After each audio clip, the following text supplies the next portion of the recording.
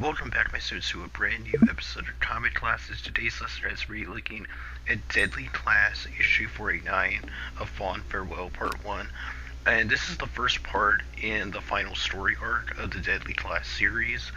I was really excited to cover this. I read this about like 2 days ago, but I've been dropping a lot of different videos on the channel, so I haven't been able to get around to it. But without any further ado, let's jump right into today's story. Let's go.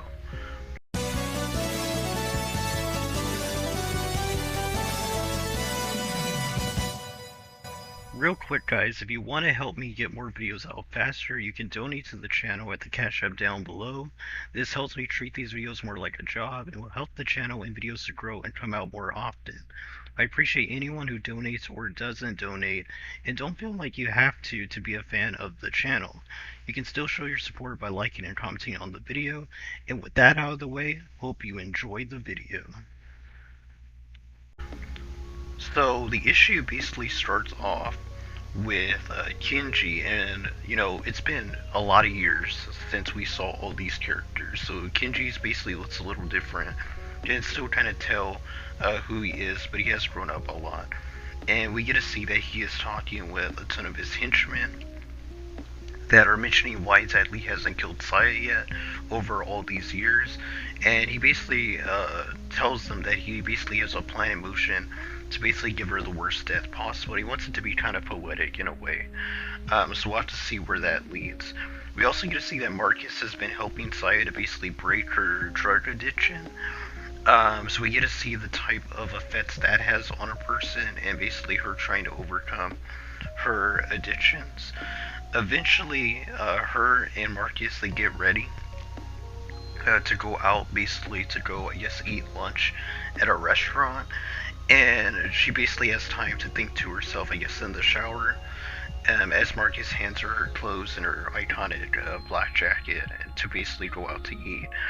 And we get to see them basically go to a restaurant, and while they're at this restaurant, they basically talk about everything that has happened in the last few years with themselves, and also we get to learn that Marcus has given up on killing Ronald Reagan in the story. And Saya basically tells them that Brandy basically is trying to run, I guess, for governor or something like that, or running for Senate. And Marcus basically tells her that she kind of has to just like let it go and let things be.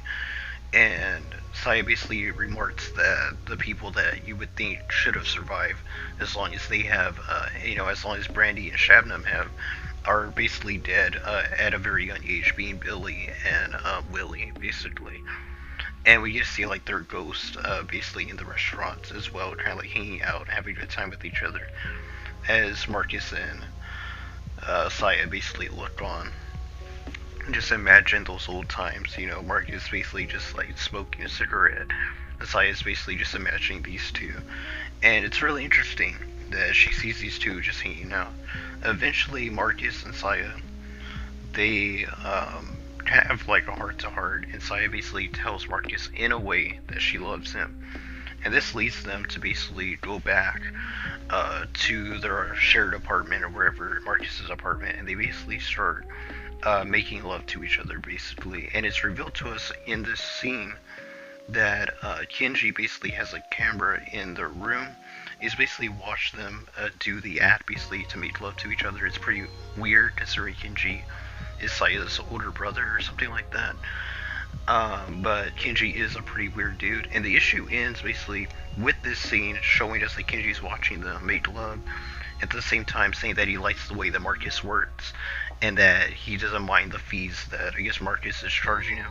So it's giving the impression that Marcus is actually gonna try killing Saya, which I don't know why he would do that. I'm more so on the fence, thinking that he's trying to trick Kinji into letting him in so that he can get Saya to basically kill her brother, give her the opportunity to kill Kinji. Because I really don't see Saya and Marcus killing each other. I do think they'll probably end up with each other at the end of the story. I know that some spoiler covers have came out for the next few issues, and that Maria is supposed to be alive, apparently. So more than anything, I can see Marcus or Saya basically killing Maria, and I do think Marcus and Saya will be the in-game pairing for this series.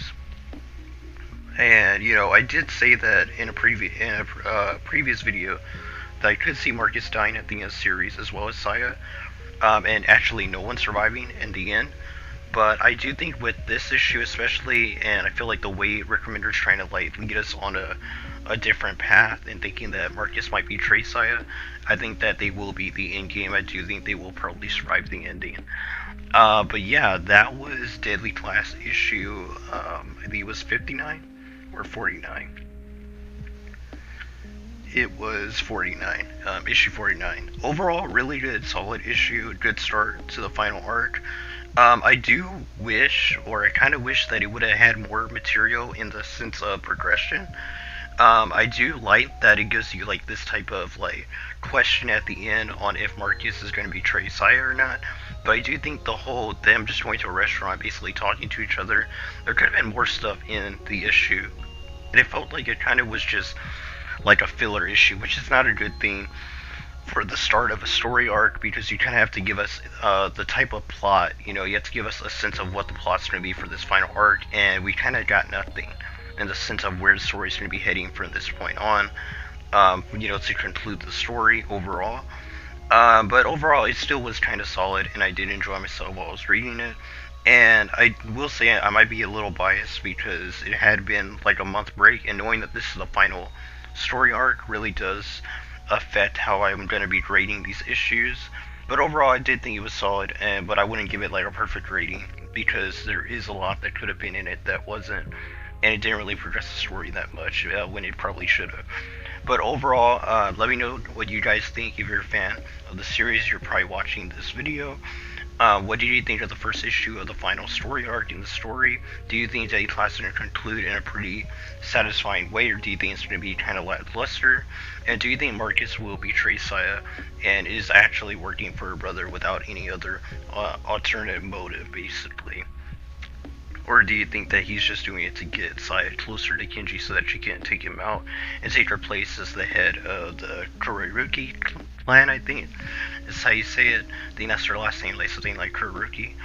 And yeah, so let me know what you guys think down. But I want to hear from you guys, so make sure that you put your comment down below on what you think about all this and what exactly you think will happen in Deadly Class issue 50 and onwards.